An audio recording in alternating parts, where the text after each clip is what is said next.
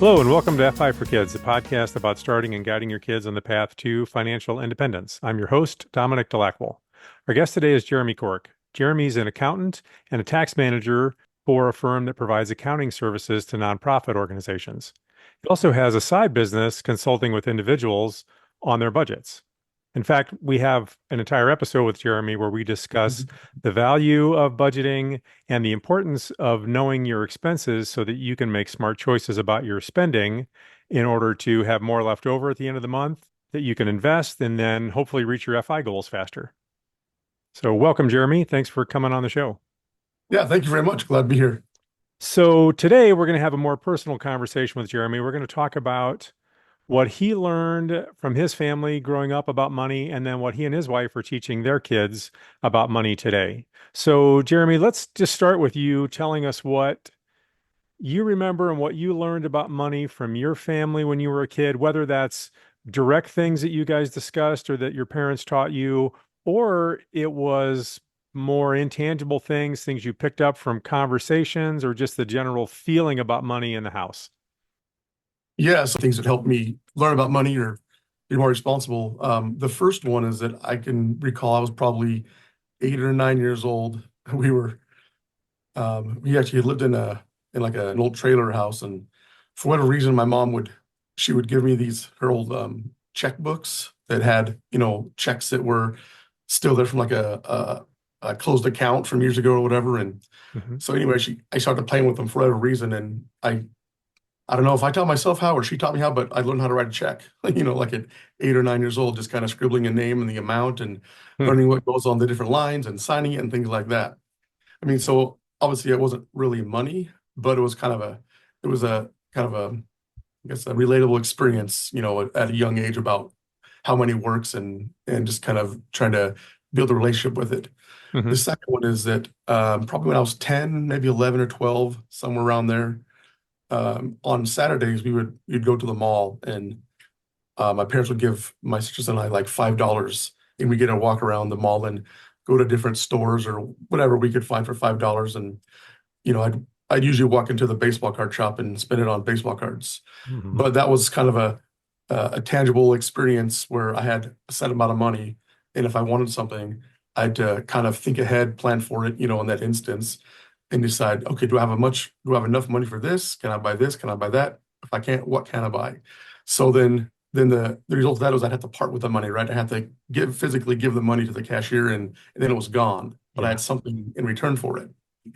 So that was the second example. The third example is that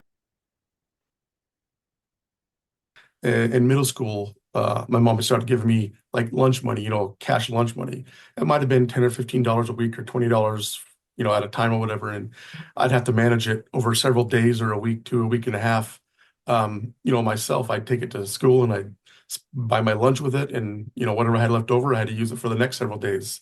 So that kind of gave me a little bit of a planning ahead mentality. Okay, I have 20 bucks. There's 5 days in a week. If I spend $4 a day, what can I get 4 bucks? Or do I want to spend $6 this day and maybe not eat lunch on Friday, that kind of thing. So I think those were probably the three most memorable instances of my experience with money at an early age that I can recall. So, and I think they're, if I can remember them at this age, must have been pretty good ones, because I keep thinking about them. So yeah. Yeah. Well, that last one is kind of sort of an early budgeting lesson, right? Yeah. Yep, exactly. Yeah. Now, did your parents talk to you about what your options were for spending that stuff, or they just sort of gave you a certain amount of money and said this is what you have to deal with, and then but did you have conversations like around the dinner table or anything about money or not so much? No, not so much. I mean, I think very, very few, we actually had dinner together as a family. Not all, I mean, not, not a lot, but we did sometimes. Most of the time it was having a quick dinner between the end of school and the next, practice, whatever that was coming up in that Uh, evening. So it's kind of like a eat and go kind of thing. So we sure. never really had those family moments around the table like that. Hmm. Most of the moments we had were, driving to and from practices or to store or whatever and talking about, different money things. But I don't really recall any specific conversation around, mom giving me here's 20 bucks. Other than here's 20 bucks, here's your lunch money for the week, don't spend it all in one day, that kind of thing. Right. And I guess there were instances where I'd ask for something or, want something, and then, I'd get the response, no, I don't have the money, or, I can't right now, or we can, or you don't need that, those kind of things. So it wasn't really the words so much. It was just more like the actual hands-on experience that I got from, handling that money that probably set me in a better direction than really anything else. Yeah. Yeah. Okay. So, So, and how many kids do you have? three, So you got three kids, and what are their ages? 14, 10, and almost 9 Okay. next week. Or yeah, next week it'd be 9. Yeah. Okay. Great. Um, Let me start with asking, what is it in the long run that you want for your kids regarding money? What's your hope for them and their relationship with money? Obviously, I mean, I want them to know that, we've all heard the term doesn't grow on trees, right? So money doesn't grow on trees. There's a way to get it, positively or legally, I guess you could say. Yeah. Just, be a hardworking person. Don't be a drag on society, those kind of things, work hard for what you want, work hard for what you get, and along the way, help other people out if you can, help someone out who may not have the opportunities you do. Um, but, know that it does come from hard work, and there's really no easy way, right? So, Okay. Do you are they getting an allowance now? And is that yeah, yeah. Just recently, in fact, I guess probably the past couple of years, we've tried it off and on. But we as parents, we just have had a hard time sticking with it.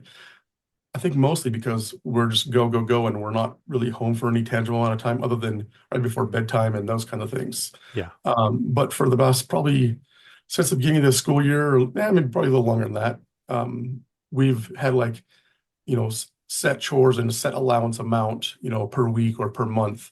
For our older daughter, it's been, do this, this, this, and this, and, we'll give you 10 or $15 as like your base. And if you go above and beyond, we'll give you an extra 5 or an extra 10, those kind of things. Hmm. Um, for her, she's been doing really well with it, some of the things like doing the dishes and the laundry and cleaning up, the counters and the floor, those kinds of things. Hmm. Things that my wife and I put a lot of time into, my wife more so than I do, obviously, but just things that take a lot of time and get really messy quickly. And so that's been really good for us to see her taking those on. For the younger kids, it's things like picking up their room and not leaving their shoes all over the floor, their socks, or, coming in from school and just dropping their backpack, wherever they find a spot. Just kind of those responsibility things of cleaning up, and we'll throw in some laundry or some, dishes for them every now and then, or, probably do it, we try to do it weekly. But obviously they're a little younger and don't have the same motivation as an older, a teenager would for needing or wanting money. Yeah. Um, so yeah, so I mean, I think we just started doing the allowance for the oldest one. It's working pretty well so far. Um, One thing I will say about that is, the weeks when she does really well in her chores, she'll say, "Okay, Dad, I did my chores. Can you pay me?" That kind of thing. And there's days when I'll go, or weeks I'll go 3 or 4 days without paying her, and she'll remind me. So one thing I will say on that is that if you're going to have your kids do chores, pay them quickly, because that's part of the learning process, is that cause and effect, right? Okay, I'm going to do this, I get the money. It's not like we're in the real world where we go out and work and we work for a week, we don't get a check till the next week.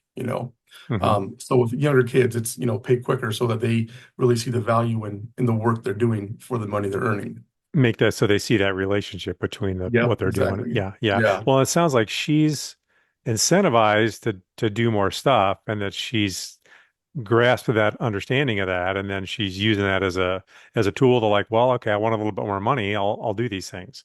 right. But Yep, then it's up to her though, right? So if she has a week where she doesn't feel like doing that, doesn't want, she can make the choice to not do extra things because I want the time more than I want the money, so to sure. Yep. speak. Yeah, exactly. Yep. Yeah.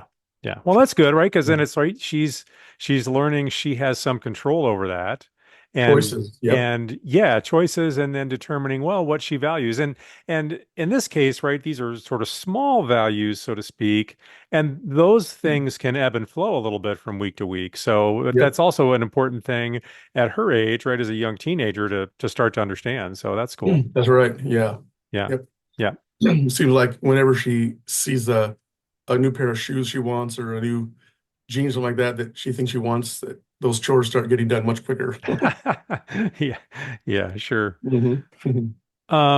So now have you talked with them about setting some of that money aside for savings? Do you sort of break that up into any sort of different piles, so to speak? So money they can spend, money they have to save, money they do something else with, or how have you done, or have you done anything with that? We haven't implemented anything forcefully, I guess. We've talked about it. We talk about the, spend, save, give routine. Uh-huh.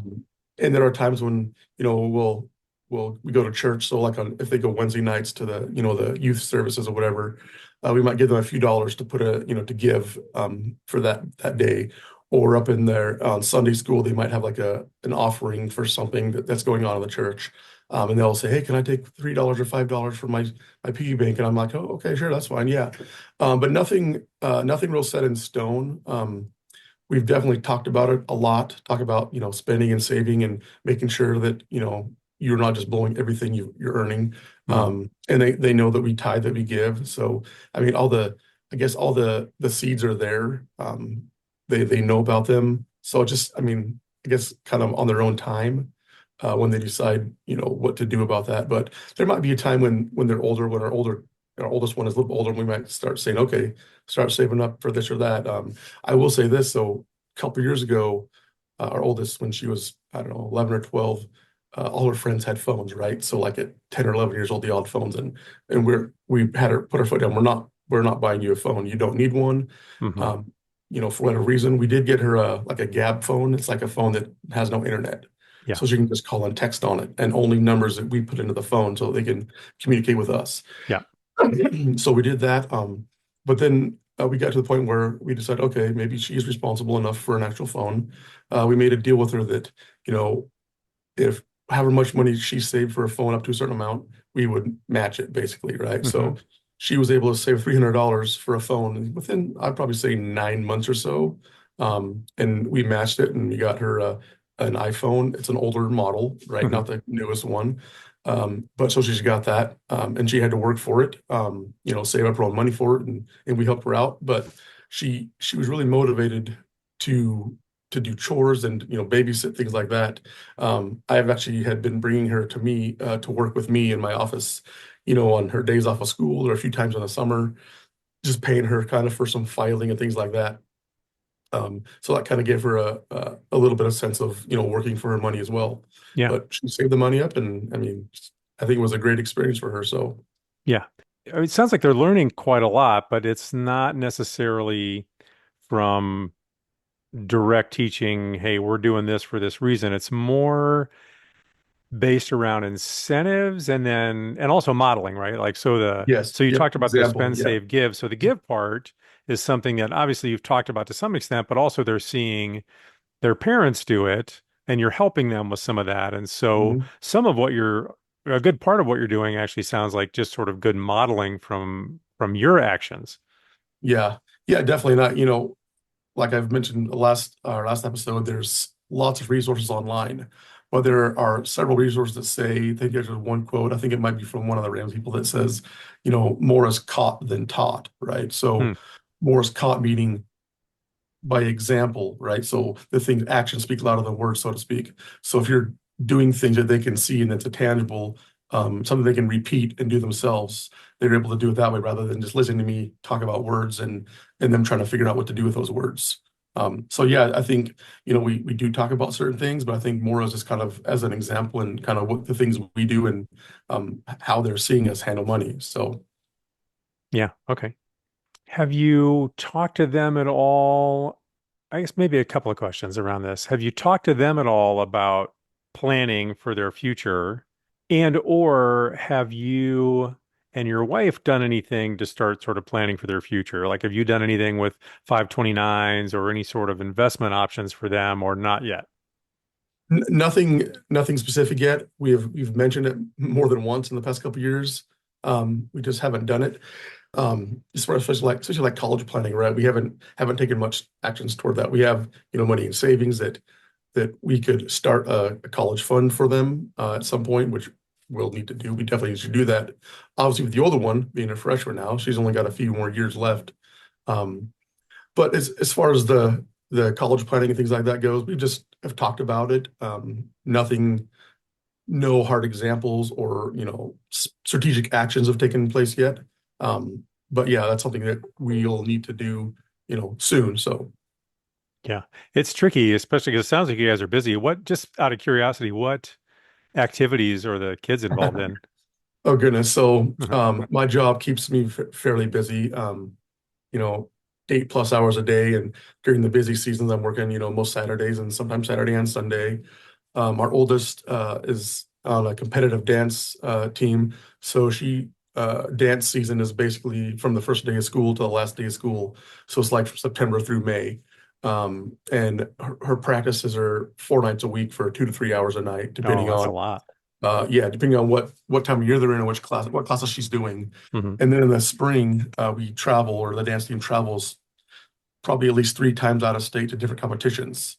So that's, it takes us out of the realm of being around home and able to do things.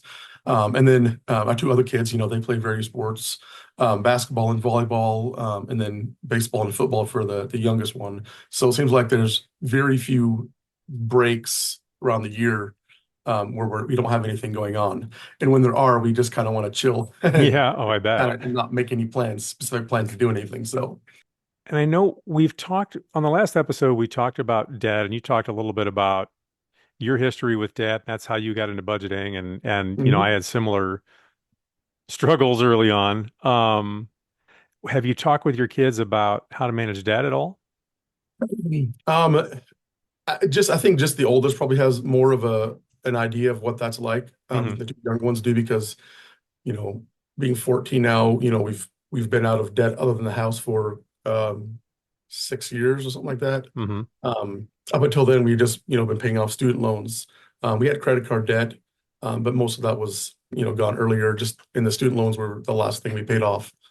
As far as the younger kids go, they don't really know much about other than you know we tell them, we don't take out credit cards or we don't, take out, the shop cards or whatever the merchant cards or whatever, things like that. Right. We try not to borrow money for anything, right? If we could, pay it for ourselves or pay it out of our pocket.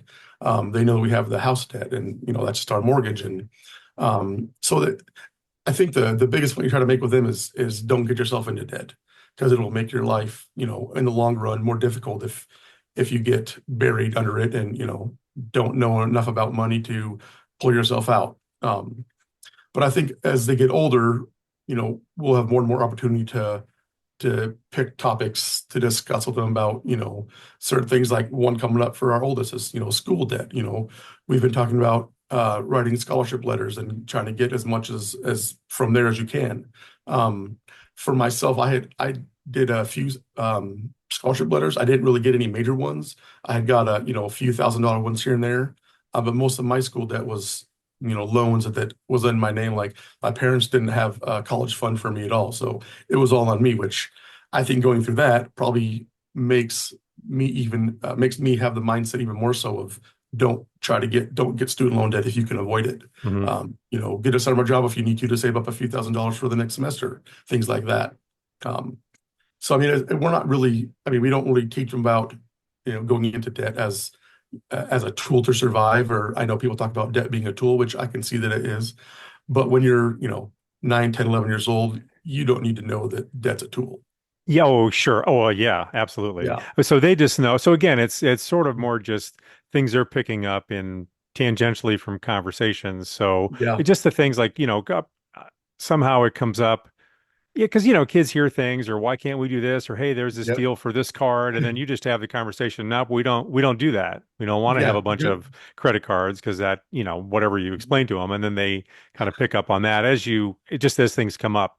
Yeah, a couple Yeah. examples on that. So, I mean, we we do well ourselves, right? My wife and I, we do pretty well. We don't, struggle for, we can feed ourselves. We got everything we need. And um, there's been times when, Facebook is like the devil when it comes with these things, like scrolling through Facebook and seeing people on your feed in Hawaii or overseas and all these vacations and this and that driving, fancy vehicles.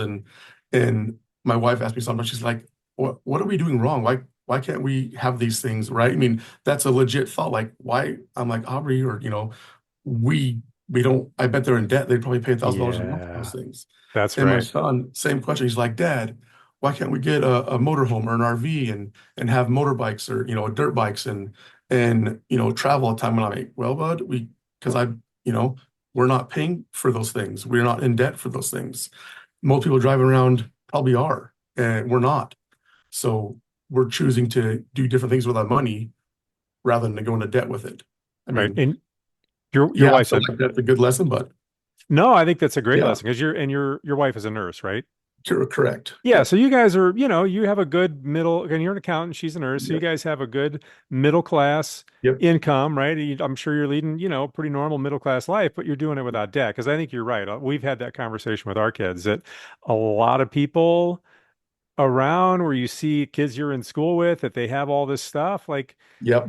a good portion of them are probably their parents are probably living paycheck to paycheck because they're spending all their money on all these toys Yep. instead of making, different choices. And Yeah. that's you can do that, but it's There's a opportunity cost. You consequence. pay a high price for that. And Yep. Yep. figuratively and literally. Yeah. Yeah. And I think another thing on that is that we live in North Meridian, so we're pretty close to Eagle. The dance studio we go to is in Eagle. Eagle has a lot of people fairly well off. So I think our kids see those things just from the people that are around and where we live, that kind of thing. So I don't know if I mean, I'm sure it has something to do with it, just seeing all these things. So Oh, I think so. Our daughter yeah. just told us in the past week, like because she's getting to the point where her friends are starting to drive and she's working on getting her license, and some of her friends have cars, and some of Yeah. them are okay. It's a hand-me-down sort of a car, but others, she said, one friend, her parents both have Teslas and they're thinking about getting her a Oh Tesla. my It's like, gosh. wow, okay. Well, Well, I I hope think, yeah, maybe they make a ton of money and it's fine, but if some people that's do. yeah, but if that's debt for that, it's like Yeah. and what is she learning from that? Yeah. Yeah. Just nothing really, just materialism, right? I Yeah, mean, not nothing, but just learning, well, why can't I have that? What's we're looking for, not being content with what you have and where you're at, right? It's right. just, the grass is always green on the other side, but is it really? And I think that the examples for our kids from what my wife and I drove when we were kids, I think our kids know they're not going to be getting a new Tesla. I think my wife Yeah. drove like a 69 Granada or something like that, and Yeah. I drove an 85 Ford F-250 diesel truck with a plow on the front. So Yep. those aren't, your typical, high class middle school or high class high school vehicles that, a lot of kids drive. So Yeah. Yeah. Yeah. So, okay. Oh, here's a question. So, well, I guess since a lot of these things are just sort of coming up in conversation and you're not trying to have a conversation with them outright, do they take that stuff pretty well? I know sometimes people try to have conversations with their kids about money and then they kind of sort of push back a little bit. Are you getting much of that, or does that not really come up so much because of the way you're approaching it? no, I think it's both ways. I mean, it depends on the topic, right? Hmm. Sometimes it could be taken well. We could have a nice conversation about it. Other times their desire for their want is so high that they don't want to hear what you have to say.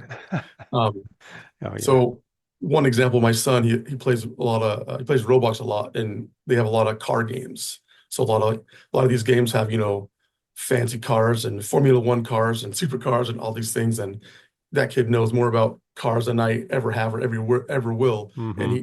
he asked me probably once a week, Dad, if you could get a supercar, what would you want to get? What would be your top choice for the fastest car you could get? Or just things like that. I'm like, I don't know, bud. I mean, I'd want a truck. Those sort of things. He tells me he'd like, I want a McLaren F1 with a scoop and this and that, and in these games, you earn money, but you earn it quickly. It's not real life, right? So Oh, he's right. going and driving around, for a day in the game, and he makes $10,000, right? So he plays a game for a few days and he has $500,000, and he's like, oh, I'll go buy this supercar. It's $200,000, Dad. I think it's a good idea. Should I get it? So those kind of ideas translate to real life, where obviously none of us really make that kind of money where we can just go out and buy a $250,000 car at the drop of a hat, right? So, but he's kind of getting kind of the idea of money and how you make it and how you spend it, but it's with a lot of zeros behind it. Yeah, yeah, sure. Well, and just to clarify that you're talking that's all money in the game. It's like Monopoly money, so to speak. Yeah, yep. No, it's digital money in the game. You Yeah, play a game and you get money. So yeah, yeah. So changing themes a little bit, I'm going to ask a broader question. As a society, we parents do a lot in terms of teaching their kids all kinds of things, right? You're teaching them, you're active in church, yep, you're teaching them about church things, you're teaching them sports related things, teach kids how to ride a bike, how to drive, yep. how to be good people and treat other people nicely, all those kinds of things. But a lot of kids don't, they seem to get into adulthood and haven't really learned much about money. Any thoughts Yeah. on why, as a culture, we don't do more or a better job to teach our kids about money? Yeah, it's important for us to keep an open line of communication with our kids as they grow about life, friends, school responsibility, and money. It's and keep in mind that you have habits that that your habits have a good chance of becoming their habits. Hmm. And Hmm. someday they will be taking care of you the same way that you took care of them, right? So give them a good habit, give them a good basis for money and many things.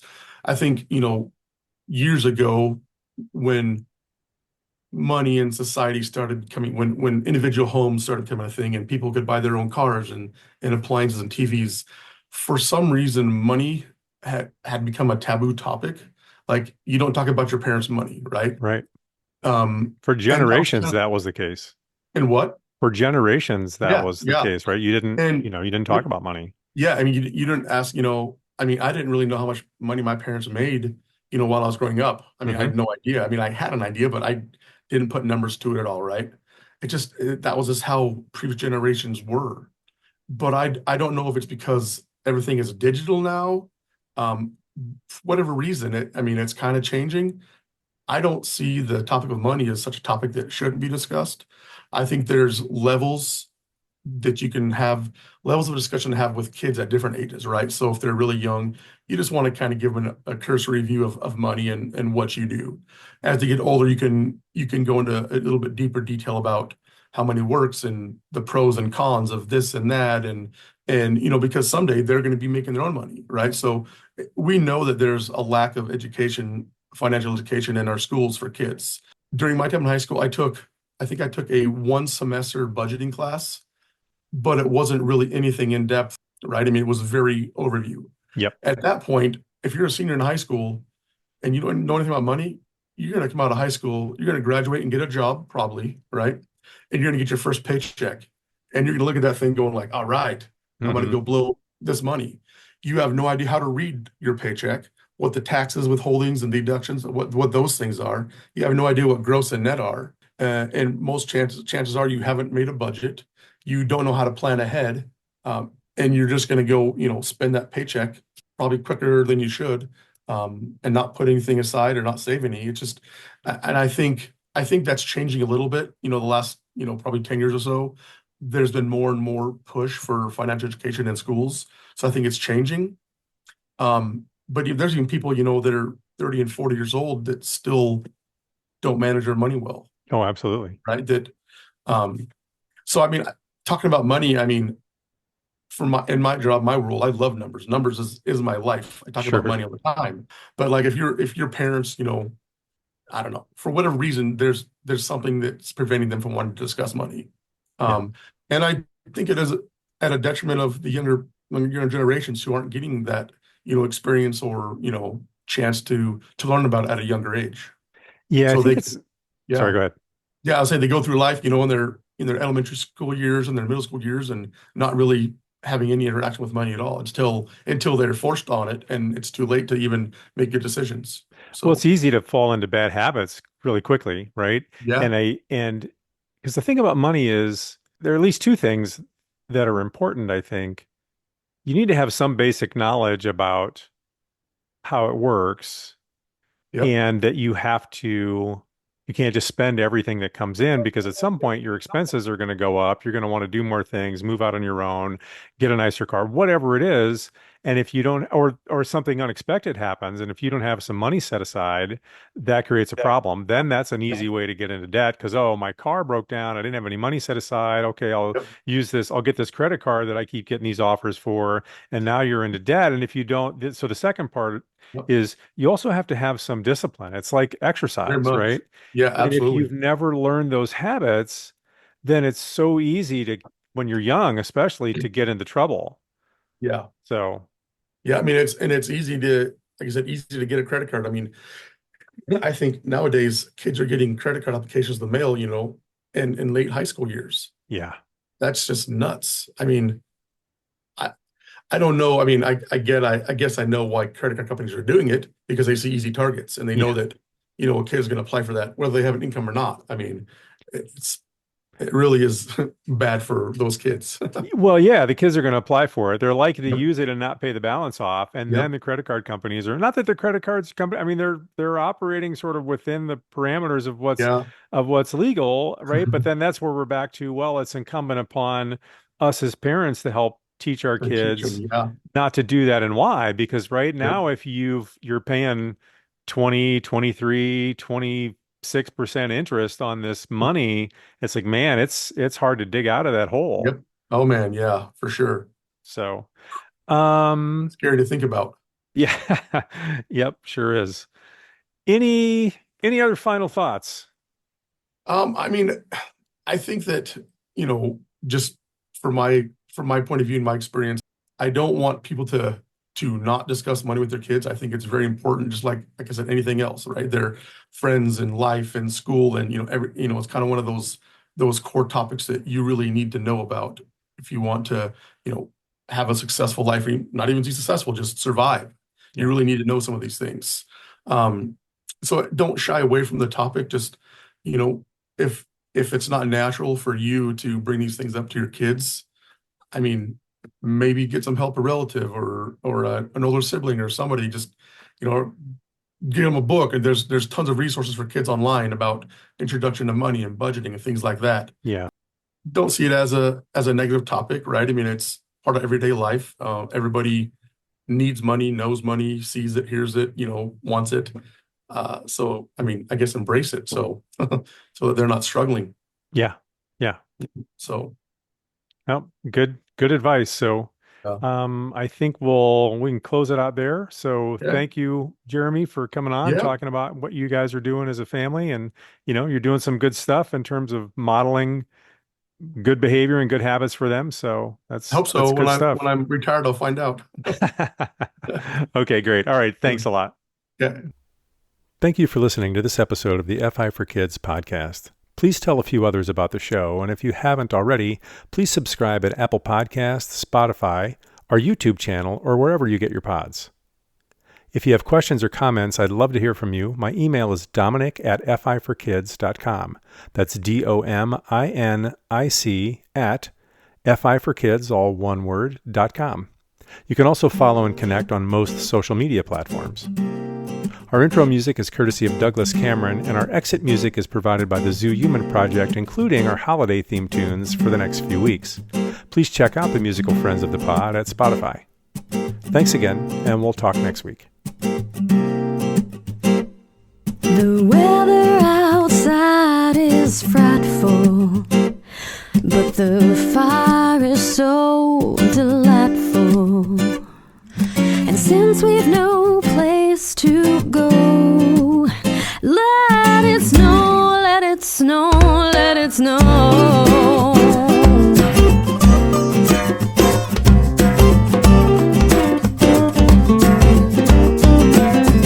Ooh, it doesn't show signs of stopping. And I brought some corn for popping. Lights are turned way down low.